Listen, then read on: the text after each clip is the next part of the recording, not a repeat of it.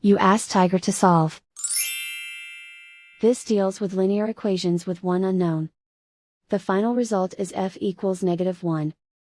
Let's solve it step by step. Group all constants on the right side of the equation. Subtract 17 from both sides. Group like terms. Simplify the arithmetic.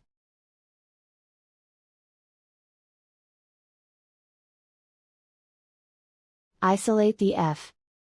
Divide both sides by 3. Simplify the fraction.